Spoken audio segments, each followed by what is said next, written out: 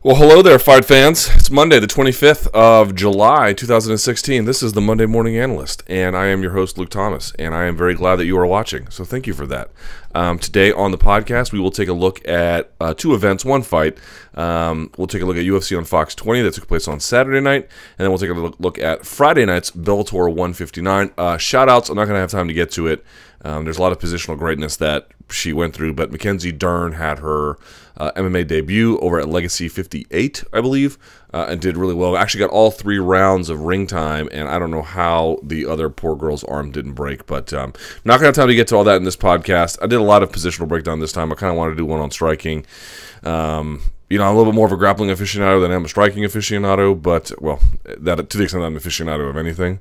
But nevertheless, I wanted to vary it up just a little bit. Plus, there was some big results over the weekend. Okay, with that out of the way, let's take a look at UFC UFC on Fox 20, if we can. This took place at the United Center in Chicago, Illinois. It had a gate of, it says 1 million. For an attendance, paltry, 10,287, not good. The ticket sales sort of reflected that this card did not have a lot of big names or fights that people cared about all that much. Okay, in the main event, Valentina Shevchenko defeating Holly Holm, unanimous decision, 49-46 across the board, which is how I scored it. First round went to Holly Holm because she dropped her, and otherwise it was relatively even. But from the second round, really the third round, Shevchenko just got going. Now, we're going to break down that fight in a fair bit of detail in the next segment, but a couple things I want to make known about this was that what really surprised me about Holm's offense and why she kept getting countered in the way that she did, which you'll see in the next segment, there was a lot of just similar ways things kept happening, was that Shevchenko did a number of things right, which we'll show. But one of the things that I need to mention up front was that Shevchenko found a way to force Holm to be predictable, and as a consequence of being predictable, she was able to be countered more regularly. Now, it is also the case that even when Holm was trying new things, they just had a hard time being worked on Shevchenko for any number of different reasons. But I just want to give an example. Like if you go back and you watch, not so much in the Rousey fight, but certainly in the Pennington fight and in the Renault fight, Holm was able to do things like jab to the body or cross to the body. Now, there was body work in this fight, but it was all with the legs at a distance, and I don't really know exactly how much value it had because she was doing it as a way to create distance, and that's good because if someone's far away, they can't hit you, but they didn't land with a ton of authority most of the time, and Shevchenko was all too happy to let Holm come to her, so it had a really, I'm not going to say negligible effect, but not a big one.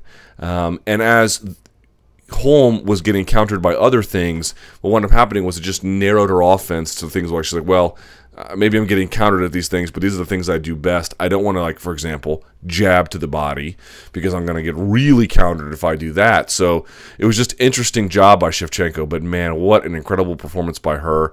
You'll see in the next segment her balance underneath herself, her feet, her movement, her timing, her distance, her spatial awareness, really kind of incredible. And then just being able to do a lot of other things right in the fight game to keep your opponent honest. So we'll take a look at that in the second segment, but really just an unbelievable job by Valentina Shevchenko. Edson Barboza defeating Gilbert Melendez, unanimous decision, 30-27 on 2 cards, 29-28. I had a 30-27, but I don't think 29-28 is crazy. I thought Melendez fought not all that badly. Was able to force the boxing range occasionally, and when he couldn't, he was getting chewed up. But everyone gets chewed up by Edson Barboza's leg kicks. I didn't see that as a stunning indictment. I was thinking this fight was going to be way more one-sided, and it was still relatively one-sided. But I did feel like Melendez showed a fair bit. Didn't get close on the takedowns, but again, that's sort of to be expected. But still, that Achilles heel that Barboza has, where he doesn't take a tremendous shot, was on display. But if you can't follow up on it like Cowboy Cerrone could, right, rock him, take the back. If you just rock him and try to follow him, you have to rock him really badly. Once you rock Barboza, you have to get on him. But Ferguson did that as well, right? So if you don't do that, you're in trouble. Francis Ngannou defeating Bojan Miholovic, however you pronounce his name, at 134 into the first round. Some people had a problem with the stoppage. I didn't. I don't think shelling up for a prolonged period is a really effective, intelligent defense. It's intelligent to an extent. It's not intelligent enough. I mean, maybe that's a better way to describe. It's like not just intelligent defense, but intelligent enough defense. Maybe should be the new standard. And Ngannou, cracked him and was on his way. I don't know how far Ngannou can go, but he looked ferocious here. Felice Herrig defeating Kaylin Curran at 159 of the first round via rear naked choke. Pretty impressive job by her. It looked like from the get-go she was just dialed in, right? I mean, her combinations were great. Her distance was great. The patience, but nevertheless the pace of her offense. Like, she would never rush things, but she was still proactive in snatching them, and that's a really delicate balance to find. And she found it. So great job by her. Eddie Wineland defeating Frankie Saenz on the prelim card at 154 into the third round. This was a bit of a back and forth affair until Eddie Wineland finally landed the big shot. Congratulations to him. Darren Elkins defeating Godofredo Pepe, 29-27, 29-27, 30-26. Remember, he lost a point for landing a knee. This is about what you would expect. Godofredo Pepe has a bit more offense, but Darren Elkins is a grinder. Gets a hold of you, takes you down, kind of passes to half guard, and then just does his thing. Not a whole lot to say above that. Kamaru Usman absolutely handled Alexander Yakovlev, 30-25, 30-25, 30-25. That is an unbelievable scorecard. Probably it could have been even worse than that, to be honest. Was able to get the takedown pretty much whenever he wanted, and when he got it, he would pass to mount and hold it or take the back or do something. Yakovlev, I think there was a round where he didn't even throw a single punch. He got munished. Michel Prazeres defeating J.C. Cottrell. This is actually not reasonably competitive. The scores won't tell it, though. 30-26, 30-27, 30-27. Prazeres able to get the takedown and then the pass. And the commentators know that the guy had normally faded in fights, and he didn't fade this time. If someone is working their kind of offense, their muscles and their oxygen is just going to come easier to them. I mean, it would still be a lot of work, but it's their work. It only really, you begin to get fatigued if you're having to work on someone else's terms in ways you're not comfortable with or accustomed to doing, and that wasn't the case here. But Cottrell coming in on 6 days notice or something like that. I thought he had some good things to show, just wasn't prepared for this at this kind of stage. Alex Oliveira defeating James Muntasri, taking him down, holding him down, and doing more than that, obviously, but that was a big key component to it. 30-20, there was a big knee to the body too, but he wins 30-26, 30-26, 30-25. Jason Knight and Jim Allers putting on a back and forth show. Jason Knight wins by split decision, 29-28, 29-28, 28-29. Allers had his moments rocking him, but Knight was just like on fire that day. One of these guys who was able to power himself through things with anger, which is not often the best recipe, but he was able to make it work. And then Luis Enrique winning via rear naked choke on Dmitry Simolikov. I don't have much to say about that. That happened at 3:58 of the second round. Fight of the night, Jason Knight versus Jim Allers. Performance of the night, Felice Herrig and Eddie Wineland. Should have gone to Valentina Shevchenko, but I guess it wasn't exciting enough. Fighter of the card for me, absolutely Valentina Shevchenko. What you'll see in the next segment is that I don't show you the entirety of the fight. There's no point to that. And not that Holly Holm didn't have her moments, because she did. She had a good body kick in the fifth, obviously dropped her in the first. But this is about, like, if we can identify the things that kept showing up in this fight, it was really that check hook, which you're going to see. It was the timing. The hell? Bugs up in this third floor studio here. It was the timing that she was able to use, the balance she had with her footwork, the spatial awareness. We'll go over all those things, but before we do, real quickly, let's go over Bellator, because that has some surprising results. So Bellator 159, this had 3,124 people at the Kansas Star Arena in Mulvane, Texas, for a gate of about $207,000. Not much. This was crazy. All right, so check this out. Joe Taimanglo defeats Darrion Caldwell via guillotine choke at 9 seconds into the first round. I had to cover this fight for MMA Fighting, at least watching on Spike like you guys. Caldwell had his way with him for 2 rounds, able to get the takedown, even if not on the first ever, then the second. Taimanglo showing some good takedown defense for the most part, given the circumstances. Was able to get up a couple of times. But it was interesting. This was not off of a double. This was off of a low single that Caldwell had attempted. And he attempted one in the first round, and the difference was, in that one, essentially Taimanglo was able to just walk out of it. The way a low single works is you grab the ankle, and at an angle, not straight into them, but at an angle, put it in your shoulder blade, cup the heel, and then you drive at an angle. And he was just never really able to get that. That's a lot easier to get with wrestling shoes. I've tried to take down people with both. I have very little success. and of course, you know, my failure or success rate doesn't tell you a lot, but just take my word for it. It's a lot harder to do when you don't have that heel to cup with your hand. And the difference was in this one, Taimanglo stepped out of it but kind of stayed in range. And then from his knees, you just see Caldwell try to reach. Bad move, man. Taimanglo snatched that neck, sat to guard, and that was all she wrote. An incredible, incredible win by Joe Taimanglo, who was getting handled. But nevertheless, credit to him. Problem is he missed weight. So now are they going to give him a title shot? It's Bellator. Who knows? Melvin Guillard defeating David Rickles at 2:14 of the first round. I thought this was going to be another sad chapter in the career of Melvin Guillard, who missed weight again. Now, he said he's going to go to welterweight permanently, but the difference was he looked like he had okay speed and stuff, but in the clinch, Guillard was able to get an elbow over the top. I can't turn my elbow over because this is my effed up shoulder. He got an elbow over the top, and it rocked Rickles, and he fell. And you can imagine Guillard, first round, you know, whatever other problems he's had in his career, he's still athletic as hell and powerful as hell. And when he had an opponent hurt, boy, he banged on him, heavy hammer fists, and then a couple of elbows closed the show, and Rickles was out. It was brutal. This was an awesome fight. Emily Ducati beating Bruna Vargas at with a rear naked choke at 29 seconds of the second round. So what happened was Ducati wrestled at Oklahoma State, and Bruna Vargas was reputed to be the better striker, having a background in Muay Thai. And certainly what wound up happening was Ducati cracked her a couple times with the right hand. They eventually clinched, and Ducati actually got a trip as they turned in a circle. It was actually really nice how she timed it. You could tell she's a good wrestler, right? She doesn't just go for takedowns, even though their bodies are close. She kind of waits till they're in the proper kind of motion before she really attempts it. Anyway, she tried it, and it worked, but she got reversed, and Vargas basically spent the round on top. Okay, second round comes out, and she just fires the right hand again, and then hit her so hard, spun her in a circle as she collapsed. It was like on an axis, though, not like walking around. Like hit her, and then she just sort of like corkscrewed on her own feet and then collapsed to the mat. It was an incredible shot. So Emily Ducati can pack a punch, man. And then Daniel Weichel defeating Emmanuel Sanchez. Great fight, 30-27, 27-30, 29-28. I had it 29-28 Weichel. Sanchez, you know, comes on better as the fight goes on.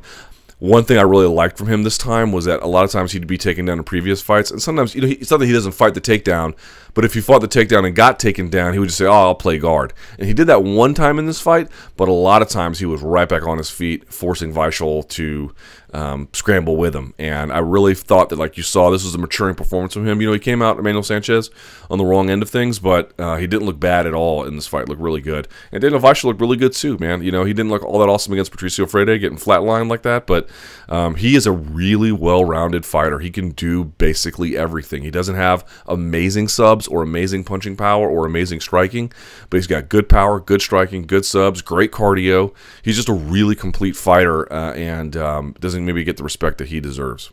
Okay, with that out of the way, let us go and take a look at Holly Holm and Valentina Shevchenko. What I'm going to show you here is not the whole fight. There's just too much, and a lot of it is not necessarily all that consequential. Remember, Holm got hit a bunch, but she never really got rocked. Shevchenko got knocked down once, but this is not about that. This is about how Valentina Shevchenko won. What I want you to pay attention to is the small details of footwork, timing, balance, lean, direction, and angles. All right? Let's take a look. All right, so here's what we're going to do. Let's look at how, to the best of my estimation, Shevchenko was able to defeat Holly Holm. Now, a few things I want to mention before we break down some of the footage. Number one, we're going to start, you can see here in round 3. It's not to say that there weren't good things in rounds 1 and 2, but round 3 was where things really got cooking, and once she got going, she utilized a lot of the same weapons. I think you can watch the fight from round 3 on, and certainly that won't give you the entire story of the fight, but it will give you a pretty good indication of why Shevchenko won. Another thing to consider, Holly Holm did a lot of good things in this fight too, right? Let's be clear about that. Obviously dropping Shevchenko in that first round. But this isn't about how Holly Holm lost. This is about Shevchenko won. So I want to be clear. I obviously respect Holly Holm enormously. As you go back and watch the review I did of her win over Ronda Rousey, I could not have had more great things to say. I think she'll be back. I just think very highly of her, but for the purposes of simplification, we're just going to look at Shevchenko here. That's the second thing. Now, when we look at Shevchenko, again, right before we break down footage, there's 3 things I want to mention about what she does that really caught my attention in this fight. Some of them worked a lot, Some of them didn't work a lot. Some of them fulfilled one purpose, but maybe not another. But she was consistent about them. And while I may not show you like highlights of all of this, I want to be clear about something. Number one, leg kicks and checking. She threw a lot of leg kicks. That could be at the end of a combination. That could be in open space. It could be an inside kick. It could be an outside kick, although more typically it was like an inside cut kick. But she was really diligent about it, and she did check kicks too. Like, these are all kinds of ways to off balance Holly Holm, disrupt her rhythm, and of course, accumulate damage over time. Especially, if you're a smaller fighter, probably not going to land that big shot, but if you can just accumulate that damage one round after the next, eventually it's going to add up. So I want to give her credit for doing that. Secondly, there was a diversity of her offense, and now we'll get to some of those highlights here in a minute, but I don't just mean because she threw a lot of different stuff. She did do that, but remember, she had takedown attempts too, and as you'll see, past the third round, they don't really do a lot of good. She only kind of really was able to get very close to Holm in the first 3 rounds, but I'm not here to show you what the takedowns were because they were good takedowns, but they're not like what really captured my imagination with this one. But I just want to give Shevchenko credit. It's not merely that she threw a lot of different kinds of strikes, a lot of different timing on the strikes, counters, and whatnot, but she was also mixing in those takedowns, or at least you'll see in the 4th and 5th rounds, takedown threats, just keeping Holm honest. And then the last thing I sort of wanted to mention before we start looking at some of the breakdowns here, when Shevchenko's back was against the fence, she utilized a lot of spinning attacks, I should say, to keep Holm's offense honest. Or I should say, rather, her defense honest. To me, what you saw out of Shevchenko, like when someone's throwing spinning attacks like that, number one, it tells you they've got a lot of confidence in their striking. Not just those strikes, but their striking generally. Obviously, we've talked about him in detail. I have an interview with Henry Hoof talking about him. They take a great degree of sophistication and really good timing, and you're going to see a lot of incredible timing from Shevchenko in here. But I just sort of want to point out what they would do is, they would come obviously at Holm from unorthodox angles, and Holm actually did a pretty good job of what's called jamming, where if someone's going to throw a spinning attack, you actually get in tight on them really quickly so it doesn't really land. But she wasn't always able to do that. Sometimes she had to get her hand up, and sometimes she just barely did it. But it's not like the spinning attacks landed, the wheel kick or the spinning back fist, but they really made sure that Holm had her hands up. They really sort of tested her defense and kept her honest in a lot of different spaces. And for someone to be able to throw those kinds of spinning attacks like that in those kinds of spaces, and that with the frequency that she did it, it just says quite a bit about the striking prowess of Shevchenko. All right, with that out of the way, and that's just sort of a basic overview, but you get the idea. Those are 3 things you're probably not going to see here in great detail. Maybe the diversity of strikes you will, but just you get an idea. All right, Shevchenko, Holm facing off. I think this first sequence you're going to see, and this clock doesn't show you that, obviously that is not an 8, that's a 3. What you're going to see here is a common attack that Holm went to. What she's going to do is she's going to generally try and find the right distance. She'll use that both with her feet and her hands. And she's going to try and take a big outside angle with her lead foot to bring that outside shoulder in tight enough to find a home for what, in this particular case, I believe is going to be her cross. Let's take a look at the tape. But what you're going to see from Shevchenko, and this is what really is the story of the fight to me, she doesn't have big power. At least not for a woman bigger than her, which Holm basically is. I mean, you could see how small Shevchenko was. Shevchenko's timing is absolutely impeccable. Okay, we're talking, the world-class timing on her strikes and just her understanding of Holm's movement, and obviously other opponents as well, but in this particular case, Holm's movement is so tremendous. And then on top of that, the way in which, look at how straight up she is, her feet are always under her. You're going to see whenever she throws strikes, even when she leans, she's never really off balance. The balance enabled by the footwork and her own ability to close an open distance, really kind of incredible. So all those things working together really made for just a dynamite job here by Shevchenko. So here's Holm. So I believe that, let's see, they're each feinting on each other and reacting to feints. So here's what Holm does. You can see she's going to take a big step, not merely forward, but kind of at an outside angle. What she's going to do is she's going to flash this hand. She never really extends the jab. You can see, look, you can look at the timing on this. The second doesn't change. She hasn't even landed her front foot. This arm is not really extended. She comes down with the weight. So now the weight's moving forward. She's turning her hips. That arm never got extended. So now Shevchenko knows it's only going to be this one that's coming. Now maybe there'll be a follow right hand behind it if this one lands. It's not exactly clear.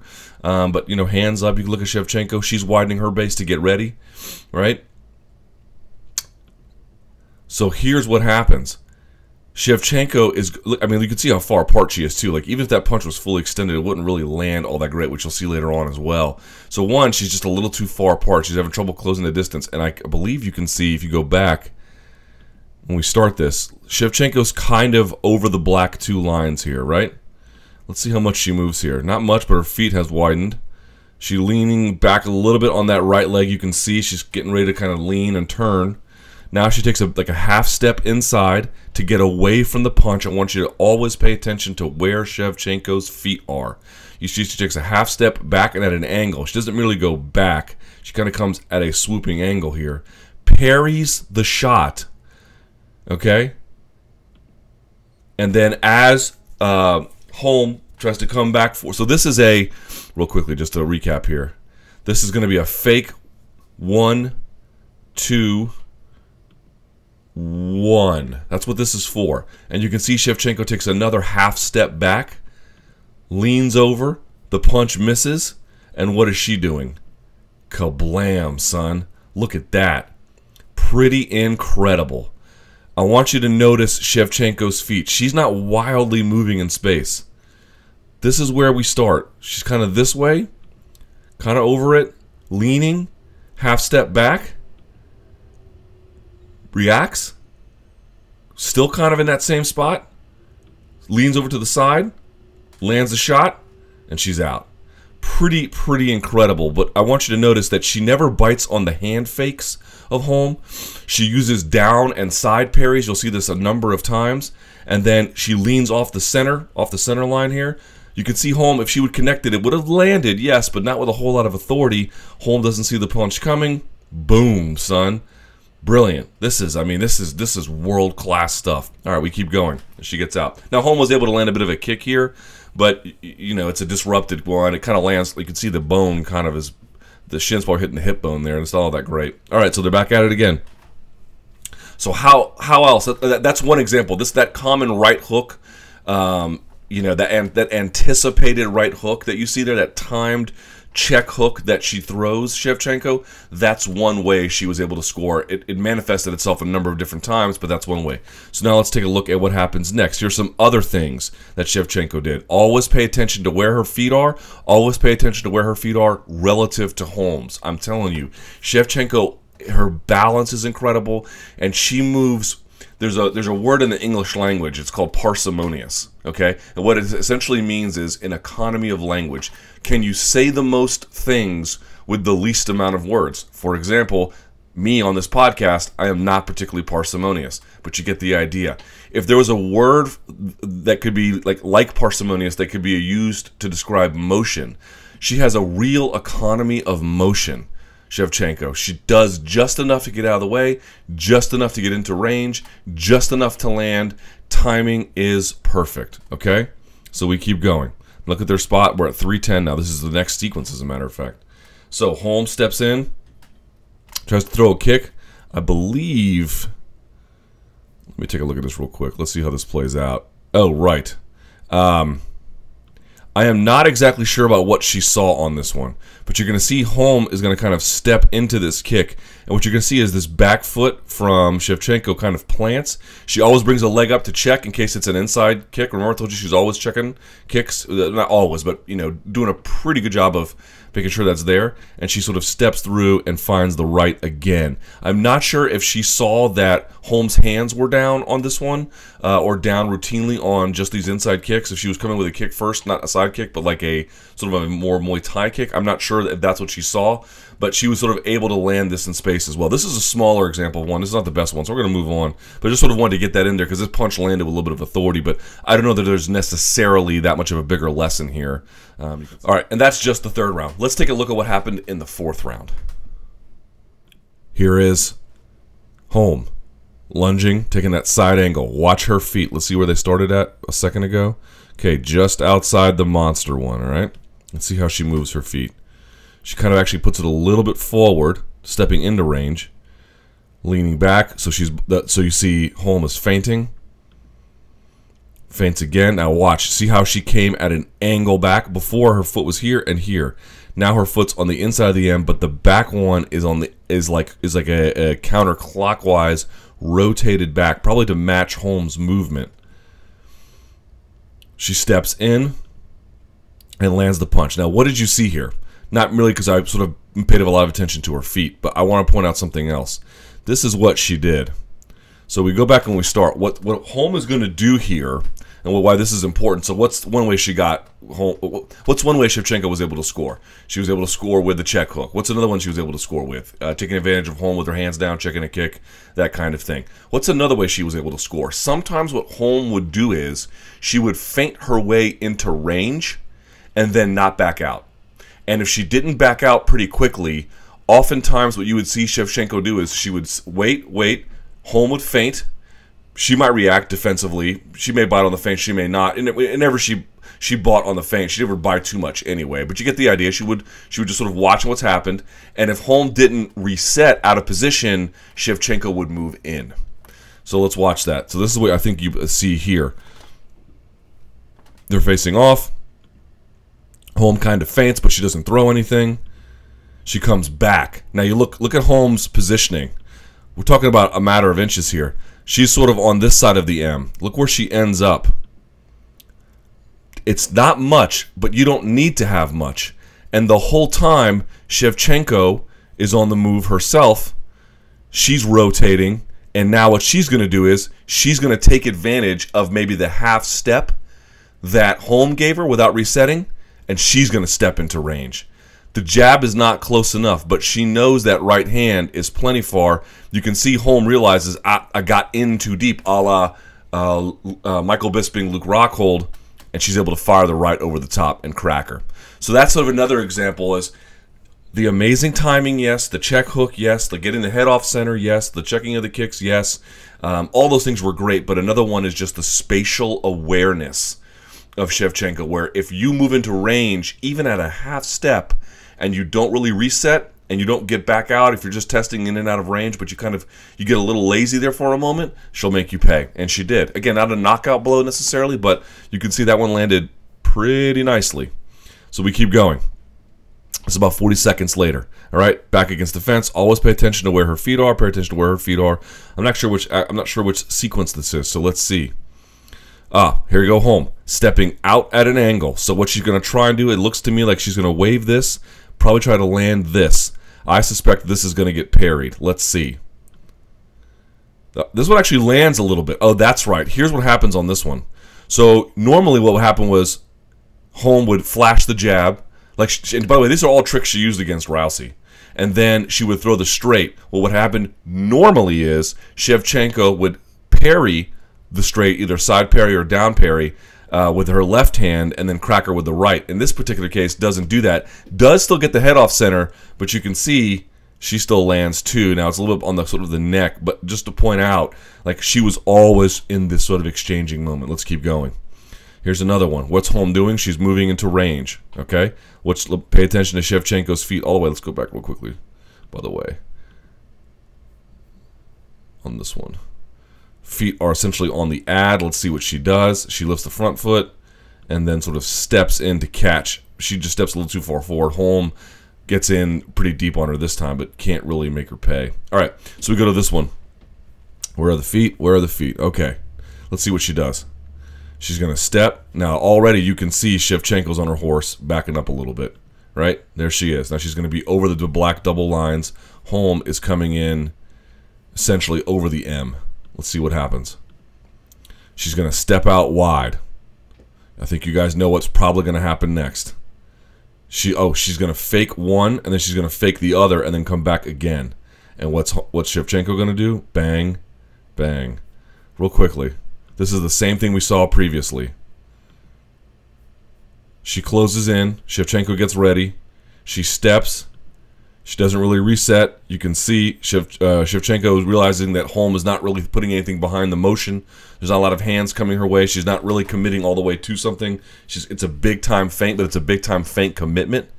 So she comes through and steps in. And whenever she steps in, almost every time the camera angle looks like their knees are crossed. You ever notice that? And she's going to crack her. Now, their hand is down here. She's open for the counter hook, but what are you going to do? And she drills her. And that's basically what you see over and over again is Shevchenko upright in the pocket, spatially aware of where we are. If Holm came in with any kind of punch, Shevchenko's going to parry and counter, or just counter straight up, depending on what is being thrown. Or if Holm feinted and got into distance and didn't properly reset, she got clipped. So this is what I'm talking about. Holm was never in a spot where she was able to really gauge her distance properly to get things going, and that's really going to be apparent in round 5 with one of the biggest punches of the entire fight.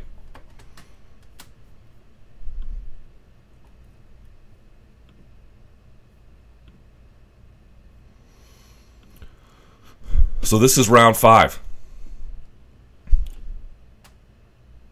So this is round 5. Let's watch this. Let's see what happens. Again, where are her feet? Where are her feet? And the angling is important here too, but we'll get to that in just a little bit. So she's going to step out wide. She's going to throw. So this tells me she's going to throw this, and then throw that again. But that may not be the case depending on how far she gets. Yeah, she tries to throw a shovel punch, which, by the way, this looks like it lands. It ends up being more of a slap. And let's watch the feet of Shevchenko. Where is she? Okay, she's kind of sort of at the outside of the C, outside of the U, right leg forward. Where does she go as she steps forward? Doesn't really move, kind of takes a half step back there, or just more of a lean. And then she counters with a right hook. Never kind of moves. I mean, she's probably all light on her toes. You can see her heels are both off the ground. But this punch never really lands because she winds up turning at an angle, and it lands as a slap, but it misses as a straight punch, and Holm kind of converts it to a slap last minute. Meanwhile, she eats a big right hand.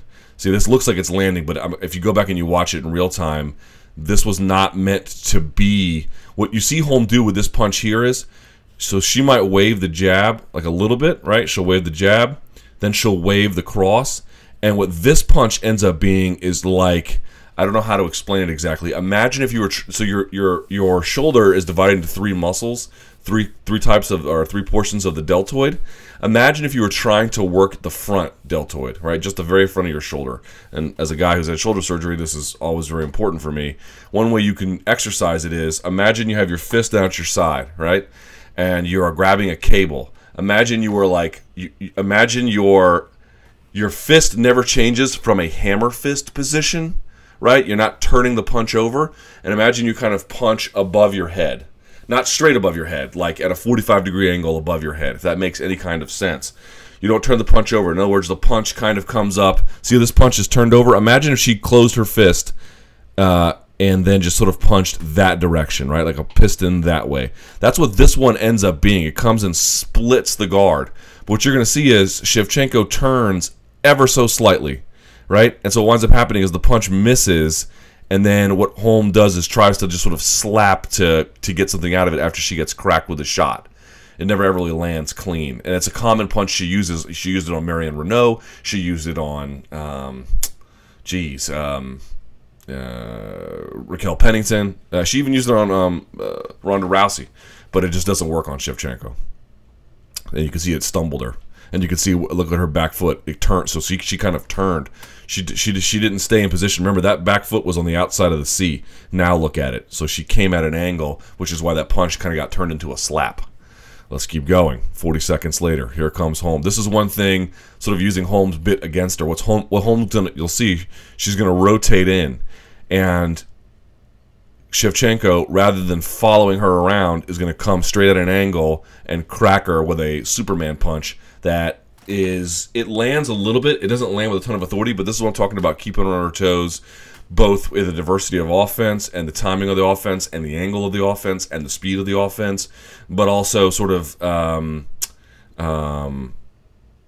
let's see, let's watch it and I'll explain. So she comes in, she kind of rotates over. Oh, this is what I want you to pay attention to.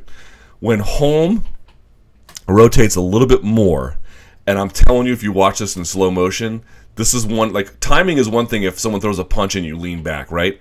And so you can time it by leaning. Your leaning also shows how well you have spatial awareness and distance management. But there's another portion of this, like you're working off another person's flow and rhythm. She must have been able to time how well Holm places her feet. And I'm telling you, it's not just because of the slides. I encourage you to go watch this fight in slow motion if you can. What winds up happening was, as soon as that foot comes down and Shevchenko sees it, that front heel and the back heel, look at her heels. They are off the mat. That is not necessarily the case here, right? You see she's waiting. Holm is in motion. You can see her back heel. Once Holm gets to about there where her feet are planted, the back one's always going to be a little bit high, but this one comes up. Where was it before? Let's see. Yeah, you can see it sort of over the middle of the M. She takes a step out towards, like, just, again, half step. As I'm telling you, as this foot went boom, down, this one came up. Like, at the exact same time. She was timing the pace of how Holm walked. And then she launches in to that. Now, this one, as you can see, kind of lands sort of on the neckish area. But Holm just wasn't anticipating it. Just didn't see it coming. You know, kind of incredible. And, of course, she'll finish with a kick. And Holm rotates out. Here's another one. You can imagine what's going to happen here. I imagine a check hook is on its way. Let's see. See where Shevchenko's feet are, kind of behind her, sort of over the black two lines. She moves forward a little bit. Holm takes a step out. Look at that parry. I mean, is this not incredible? And by the way, let's look at that foot here. Okay, so she's got 1 foot half over the black stripe, 1 foot 4 or 5 inches behind one. Okay, roughly. Holm takes that step out. She wants that shoulder angle so she can get inside. She wants to get her shoulder on the inside of this shoulder, right? That's what she's looking for. Okay? Takes a step out. Shevchenko parries it as it comes in. Look at the lean already there. She's going to clear a path for that. I mean, this is just incredible, folks. This hand will just scoot by or hit her shoulder. I don't know what to tell you. That is just absolutely sublime. Totally, totally sublime. Everything about this. Look at her body position. Look at how she's leaning into it. Catches Holm unobstructed, man. This is how she did it. This was the most common type of exchange that they had. Holm looking... Now Holm may have varied up how she threw these, right? 2-1-2, 1-2-1, you know, whatever the case may be, or, you know, feint cross, that kind of thing. But this exchange where she steps out, Shevchenko reads what's going to happen here, leans, parries. This is sort of a side parry, and then just cracks her with that right check hook every time. It's just remarkable what she's able to do. All right, we keep going. Here we are. I believe, I'm not sure exactly what this one is. So let's see. Holm, let's pay attention to the feet, sort of over the M, middle of the M. Okay. Holm's going to take a step forward. Now she's on the inside. Okay. This might be a case where Shevchenko makes her pay, because Shevchenko's only taking a half step backward. She's taking sort of a full step forward. Oh, no, she takes a lean out. Oh, this is the one I was talking about. All right. So check this out. Remember I told you before where, you know, for example, you saw the one previously where she would throw this one, she would fake it, come back with this one, and it would be that shovel punch I was telling you about, kind of, where like it's like a hammer fist straight up, kind of at a 45-degree angle, and it wound up being a slap. You saw some other ones too, where even if she had landed, I showed you this in the third round, even if Holm had landed certain punches, they would have been like really at the end of her range. She never was able to get close enough. So as she tries to tighten up position here, so she's back here, as you see her try to tighten position, and Shevchenko just ever so slightly matching it, right? Getting ready, getting that lean. You can see she's got the back foot out so she can get the lean on because she knows that's coming. And then she takes a bit. How much of a step forward does she take here? A little bit of a half step forward, kind of out, right? You can see that. The feet come over. What you're going to see is she's going to throw this punch. Now, I tried to watch this several times to see what was happening here. What you'll see is that as she takes, because Holm's feet, sorry for the belabored explanation here. See how Holm's feet are this way? Holm's going to step out. Right? And as she does that, Shevchenko's going to kind of come up inside. And what's going to happen is she's going to be too narrow on the hook. So what's going to happen is she steps out. You see that? Shevchenko kind of slides up in the pocket ever so slightly, right? She's going to slide up as she steps out. And what's going to happen is when she leans, one more time. Here's Holm. I apologize. This is the part I didn't quite get right. She steps out. Shevchenko kind of steps up. Holm throws. She kind of steps, look where Shevchenko goes from. She's kind of here, foot right at the tip of the peninsula, comes back. You see that? That gives her just enough space to get out of the way. And this punch, I watched this one on the replay after the fact, not merely in real time or in real time slow motion with my tools, but the ones that Fox showed when the fight was over. This punch misses completely. I thought it was a parry, but it turns out that it never really got close. Shevchenko just sort of perfectly managed her distance here. You can see she picks the front foot up like a batter ready to swing a bat, and boom, cracks her, man. Incredible, right? I mean, how incredible is this? This is remarkable. Now the hand is low. You know, if she was really a better striker could have been. I don't mean to say a better striker. A different kind of striker could have taken advantage of that. But you understand with this like a little bit belabored explanation here. Just want to show you what Holm's doing. Holm's trying to. Let's see where we all start here, by the way. Okay, 146. We're kind of here. Look at. Just follow Holm for a second. Steps into the middle of the M. And now Shevchenko kind of readjusts a little bit around her. She steps out to find the angle, to find that inside shoulder angle, right? She throws, but at the same time, Shevchenko takes a half step back with the back leg just so she can get enough angle to get around it, which she does, and then cracks her. It's I don't know what you do with that, man.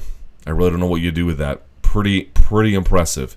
This is about not merely Shevchenko identifying holes in the offense, but these are you can only take advantage of stuff like this if your feet under you are getting you to the place you need to be. If they can't do that, then there's really nothing else to be said. Very few strikers are going to be able to do something like that. You know, they can try it and they might get, you know, occasionally successful with it. But what's remarkable about what Shevchenko is doing is how routine it all is. So we keep going. Here's Holm. Let's see what happens. Front foot of Shevchenko right on that M. Sort of like the middle of the M, right? Between the two sort of stripes there. What's going to happen? Holm takes that big step out. What's going to happen? Shevchenko raises that. You see that ready for the kick just in case? Always. Always. Right? Holm throws. It misses. Boom. Again. And look at the lean. Look at the lean that Shevchenko has. She's done this to her twice. Look at this. Twice she's done this. Once. Twice. I mean, to be that close to someone and hit air because they're just getting out of the way as you throw it, that's got to be a horrible feeling, right? You're trying to, if you go too far away, you may not land, and you're going to be. It's hard to get to draw your hand back to your face defensively, and it'll be, you don't want to be undercommitted because then you can just get kicked or something else can go wrong, right? You don't want to overcommit because then your balance and your momentum goes one way, and then you can get cracked. So she tries to find just the right place, and 2 times in a row she misses, and then Shevchenko makes her pay. That same right hook off that outside angle from the lead leg, over and over and over and over and over again. And this was a big one. This wobbled her. So one thing to take away from all of this, and I apologize for the last one that was not explained necessarily all that well, but you can see this one is just a better example. One more time. She comes in. Look how far she steps. You know, I mean, this is the one thing about Holm. Like, look at Shevchenko. She'll take a big step in once you're already committed, but she doesn't take the big step in first if you're not committed, right? Like, when Holm was coming in and then not resetting, she would take the step in. But look at how wide. Look at that. Boom, man. That's a huge step. Like, when you throw this punch, you're going to bring a lot behind it, but what happens if you miss? And then you pull it short and you just miss. I'm telling you, go back and watch. This does not land. And already Shevchenko, bang. This one kind of made her eyes roll back for just a second, you know. But what's the lesson here? The lesson here was I went back and I watched Holm's other fights in the UFC. Now, the Rousey one I didn't watch today, but I was like, let me go see what I see in the Renault fight. Let me go see what I see in the Pennington fight. And the difference is not that this is the first time Holm had to chase people. She had pushed back on people before, though she definitely likes to back up. We saw in the Rousey fight, Holm would like to back up at an angle as they try to come in. This is why Shevchenko doing the Superman punch was sort of important, right? Because this is what Holm likes to do. It's sort of in a reverse way. Holm likes to cut angles, and as you come in, she likes to get you. But Holm was so bewildered by everything else that she just never saw that kind of thing happening to her as well. But the big lesson here is not so much this. It's that when Holm faced off against Pennington and Renault, they didn't know what to do with her blitzes. So what they would do with the blitzes is, as Holm would come in, you saw Renault try to catch her sometimes and never got close. What they mostly do is they mostly covered up when the punches were gone, or at least when when Renault or Pennington felt like the punches no longer were there, they would try to counteract her. But she's gone by that point. Shevchenko never bothers with that. She never bothers with that once. What she does is she just times you coming in. She gets just enough half spaces back, just enough sideways, off-center line lean, just enough backwards lean, just enough angle, just enough angle to make you miss or to be able to parry and then counter. There's just not many people in the world that are going to be able to do something like that. This is you take this for granted because it looks so academic. But look at that. There's just not many people who can do that. Renault could do nothing like this. Pennington could do nothing like this. She just makes it look easy. It's not easy. It's unbelievable what she can do here. So rather than covering up and letting Holm do what she wanted to do with that Machida-like blitz, she just never let the blitz happen. She parries the shot, gets just close enough, and then cracks her coming in with a wide open lane after parrying this punch. Side down parry. It's just phenomenal. It's phenomenal. And sort of thinking about their striking, I guess I thought the same kind of thing was going to happen. That not certainly that Shevchenko didn't have these weapons, but that Holm wouldn't engage Shevchenko enough for Shevchenko to really let her hands go. And that kind of is still true. We didn't even really see the best of Shevchenko, to be honest. But what we saw was that Shevchenko never defensively shelled as Holm came in. As Holm came in, Shevchenko was able to take a step or a half step backwards, angle off, get her balance and feet under her, lean, parry, and counter. Or just lean and counter. Every time, all the time. What an incredible display by Valentina Shevchenko. All right, and now let's take a look at what's going to come up next. We got 3 cards coming up this weekend. This month has been brutal in terms of just how many fights there have been. Many of them good, many of them not so good, but you get the idea. It's another weekend. We'll see how it goes. So let's go in order of how this is going to be. The first one is actually going to be on Friday night. It's going to be Invicta FC 18 Grasso versus Esquibel. Alexa Grasso taking on Jody Esquibel. And there'll be a strawweight fight. Then you've got Irene Aldana taking on Talia Santos. Some person's name I cannot properly pronounce versus Claudia Ray. Agnieszka Niedźwicz, I can't tell you. Cindy Dandois is back. Cindy Dandois, however you want to pronounce it, is taking on Jessamine Duke. Ooh, that's a tough fight for Jessamine Duke. Megan Anderson, a featherweight prospect. Be on the lookout for her. Taking on Peggy. Oh, she's going to blast Peggy Morgan. Mizuki Inoue is back. Aspen Ladd is back. So a lot of different... Oh, Sajara Eubanks is on that one. She's from the D.C. area. She's a Lloyd Irvin student, but she can fight her ass off too, so she'll be here. So that's be a card to pay attention to. That, of course, will air on Fight Pass. Then on Saturday, there are 2 cards, the lesser of which, World Series of Fighting 32. This takes place at... Oh, by the way, this Invicta card takes place at the Scottish Rite Temple in Kansas City. World Series of Fighting 32, Moraes versus Hill 2 takes place at the Xfinity Arena in Everett, Washington. Marlon Moraes is going to defend his title against Josh Hill. Alexandre Almeida taking on Lance Palmer. Carlos Fodor fighting his brother, Phoenix Jones. Shamil Gamzatov taking on Luis Taylor. And then Hakeem Dawodu taking on Murat Magomedov. Actually, that's some pretty good fights on that one, surprisingly. And then the final UFC card of the month. Thank you, Jesus. UFC 201 at the Phillips Arena in Atlanta, Georgia. This is headlined by Robbie Lawler taking on Tyron Woodley for the welterweight title. Rose Namajunas is back in action against Double K, Karolina Kowalkiewicz. Matt Brown versus Jake Ellenberger. Francisco Rivera versus Eric Perez. Ian McCall, Justin Scoggins. That should be a hell of a good fight. And the preliminary card, Ed Herman versus Nikita Krylov. Ross Pearson versus Jorge Masvidal. Anthony Hamilton versus Damian Grabowski. Wilson Hayes taking on Hector Sandoval. And then on Fight Pass, Michael Graves, Bohan, another donk. Ryan Benoit versus Freddie Serrano, the Colombian. And then Cesar Arzamendia taking on Damian Brown. A lot of guys with no Wikipedia entries. All right. If you have any questions or corrections, email me, luke.thomas@sbnation.com. Thank you so much for watching. Appreciate you guys. Give it a thumbs up if you've been watching us this whole time. Check us out on itunes.com/promotional malpractice. That's where all the podcast goes. We're on SoundCloud as well. I'm on Twitter at SBN Luke Thomas and Snapchat, the Luke Thomas 79.